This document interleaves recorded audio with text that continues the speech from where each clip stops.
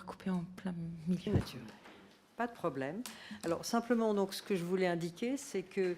dans le règlement donc, du 12 février 2021 établissant la facilité, qui quand même est un règlement à l'heure actuelle totalement décisif pour les États, il est précisé d'entrée de jeu, dans le 4e considérant, qu'au niveau de l'Union, le semestre européen, y compris le socle européen des droits sociaux, constitue le cadre pour définir les priorités des réformes nationales et superviser leur mise en œuvre. Et ensuite, le règlement invite les États à intégrer dans leur plan de relance des réformes fondées sur la solidarité, la justice sociale et une répartition équitable des richesses. Et il est indiqué que l'appréciation qui sera portée effectivement sur les plans tiendra compte de cet objectif transversal que constitue aujourd'hui, dans le cadre de la gouvernance économique, la mise en œuvre du socle des droits sociaux. Nouvelle illustration, cette fois, c'est dans le cadre budgétaire proposé par la Commission en avril 2023, donc la réforme du pacte de stabilité et de croissance. Il s'observe qu'un État peut bénéficier d'un allongement de la période de réduction de son niveau d'endettement pour mettre en œuvre les formes répondant au socle. Et il est précisé, y compris les objectifs connexes en matière d'emploi, de compétences et de réduction de la pauvreté d'ici 2030. Alors, je trouve ce qui est intéressant, c'est qu'on constate que le socle devient la référence, ou une référence en tous les cas,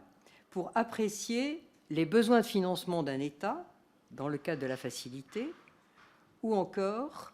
la trajectoire de réduction de son endettement dans le nouveau cadre budgétaire européen qui s'annonce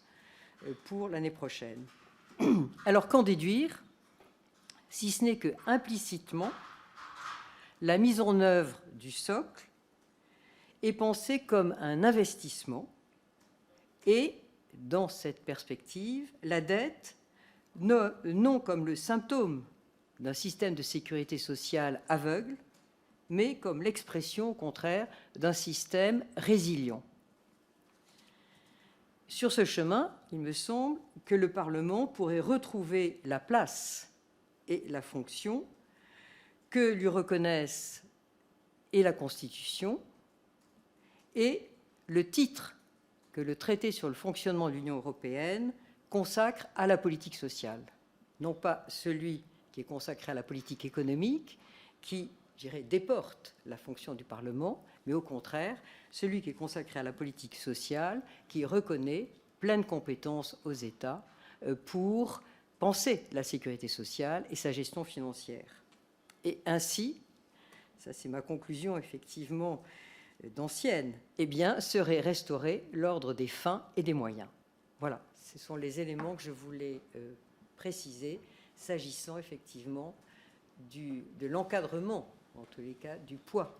que le droit de l'Union exerce sur les politiques sociales, étant précisé, pour moi ça c'est très important, ce n'est pas du tout une façon d'opposer l'Union européenne et les États, parce qu'il faut bien savoir que, et c'est ça la caractéristique de l'Union européenne, c'est en réalité, ce sont des décisions interétatiques. Donc c'est plutôt une conception partagée, effectivement, des États qui siègent, enfin qui sont membres des États membres, sur tantôt donner effectivement la priorité à la zone euro, mais on sent aussi en même temps, au stade de la Commission, cette volonté d'intégrer dans la politique économique la référence aux droits fondamentaux, avec cette conviction aussi, dite par la Commission, c'est que c'est la meilleure façon aussi de favoriser l'adhésion des États. Voilà.